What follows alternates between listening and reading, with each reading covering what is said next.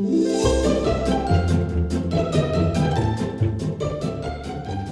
why don't we start with probably my favorite character, Aragorn.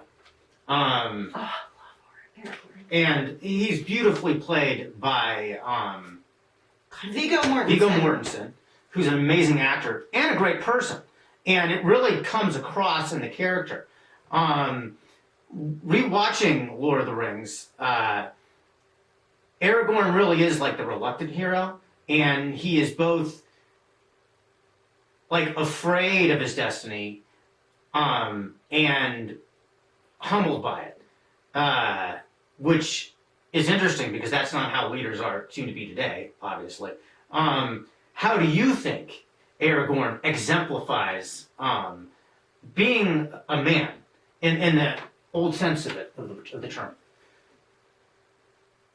The tenderness that he shows in a balanced approach to how he offers his services of protection is exceptional. At several points, I believe at 3 different points throughout the trilogy, he kneels before Frodo. That's right. That almost everybody would identify as a quote-unquote inferior male specimen to Aragorn, the, bloodline of the kings. Right. But he uses his power to try to inspire hope and to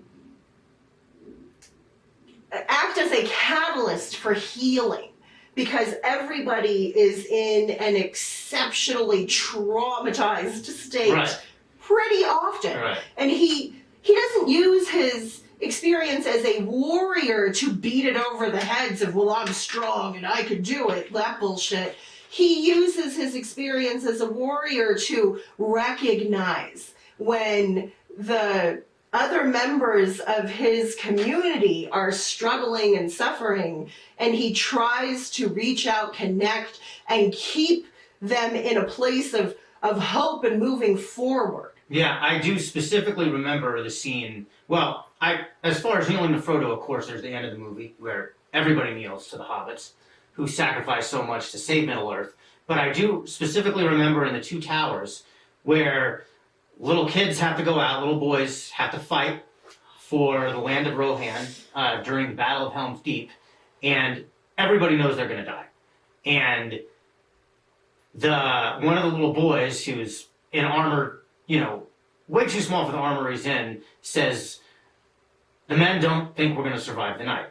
And then what Aragorn does is he picks up the young man's sword, tests it, and says, this is a good sword. And basically not only comforts the boy, but inspires him at the same time. Yeah. But doesn't lie to him and says, look, I'm not saying we're not going to die. But we will fight, and I am with you. And everybody's scared, and we can all be brave, and that we're all scared, which I thought was interesting. He said that a few times when he's inspired people to fight with him. And that's, I think a lot of times in modern society, our leaders lie to us and play games and they don't even try to inspire us anymore. And that's why I think, Aragorn is my favorite character, because his inspiration comes from a humble place of, like you mentioned before, being of service to others, like your father was being in service to others in a way that without any, there was no quid pro quo. He doesn't expect anything in return. This is his duty as a man. Yes. Well, I think it's exceptionally hard to connect if you can't relate. Right. And I think Aragorn goes out of his way to ensure that all of the people that he comes into contact with feel that he has put in the effort to connect with them as an individual, so that it gives him the strength that he needs to be able to continue, because Right. that's the other thing I think is really interesting. I don't know if you want to go there yet or not. The whole, like, how we have to focus on how the unification of these different archetypes and personalities is the only way that success is even remotely Right. achievable. Exactly. If you can't inspire others to come with you, well, then you may as well just kill yourself, because it's all over. It's all done. Yeah. Well, and the other thing that's interesting about Aragorn is his power to forgive, and to give redemption to people. I mean, the end of Fellowship of the Ring. I mean, like when he, makes sure that Boromir's passing is honorable, even though Boromir made a mistake that broke up the Fellowship, he still shows him compassion Mm-hmm. and kisses him to make sure he passes on comfortably. I mean, it's so hard to see the leaders now do something like that, or give the ghost soldiers at the end of the movie, who are essentially disgraced prisoners of the mountain, and give them a path of redemption, and then releases them, even though he needs them to do that second battle. Right? They still have more fights to fight. They still have more fights to fight. Frodo's not But dead. he made a promise. Right. And he stands by his promise, And because he is a man of honor. Right. And just the same way that he lets Frodo go, because he has to, Yes. And even though he's like, I would have fought with you to the end, but I know I have to let you go because I can't trust myself with this either. And that's the other thing. He recognizes that he's fallible, and this is the other thing that leaders lack. They don't act fallible. And then, in terms of like the ghosts, I love that you brought that up, because like that is like such a powerful part of the movies from my perspective. And it really is like the changing tide where, like finally they're maybe there's hope. Yeah. Like maybe they can make it. But also how like Merry and Pippin convince the Ents. Right.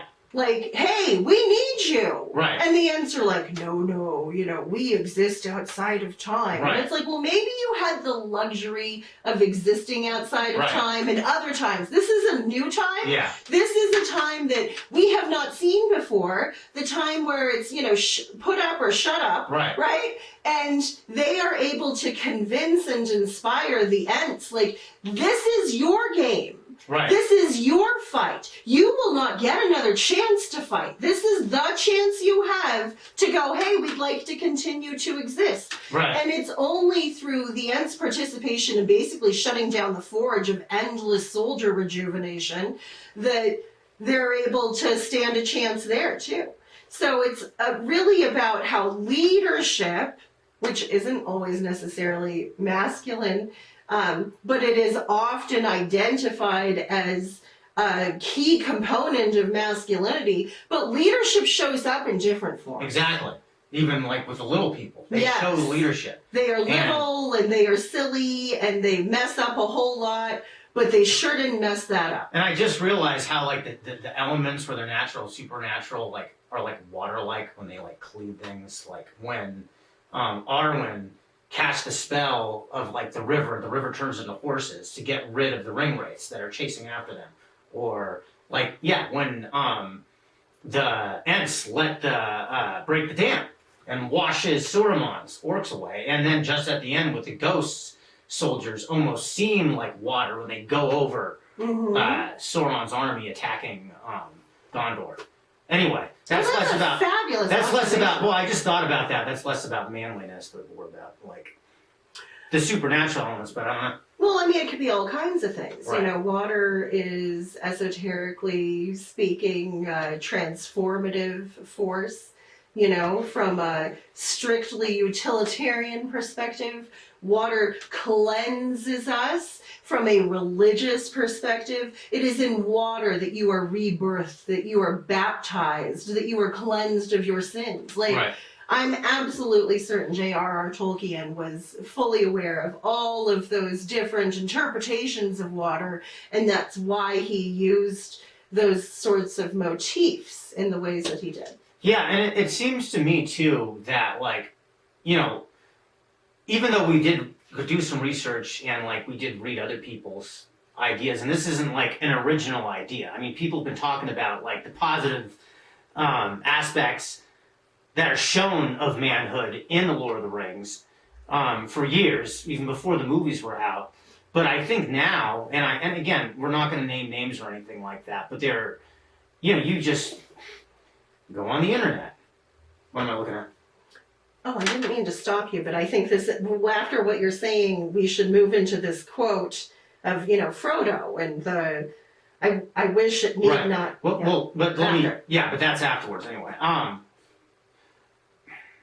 What I was going to say is, you go online, and there's so, like, everybody thinks, like, masculinity is, like, roid raging out now, or just, like, belittling people. And, and the whole idea of, like, the misogynistic thing of, treating women like garbage, and that's okay. And that's who we're looking up to. It's nice to be reminded that no, this is just a recent thing. Like, we're just going backwards recently. If we look through most of history, there's plenty of positive masculine examples. But, back to Lord of the Rings and Aragorn, I mean, I can't think, like, literally, he's the king and then he returns to restore the balance, but he is a compassionate, like, and warrior king and a philosopher king. And I think maybe that type of leader is dangerous now, and that's why we don't see it. I actually think that's exactly the leader that we need. The philosopher king leader, Of course, right? yeah. Like, I think that we need someone who doesn't get lost in their own pretend. Yeah. Because I think that we see a lot of that A lot these of, days. and that's what it really is. There's a lot of phonery, and these phony people, and that's what, a lot of posers, as I like to call them. Oh, absolutely. Yeah, there's But sure a ton of those. who's not a poser? Us. Well, no, Gandalf is not a poser. Oh my gosh. No, not at all.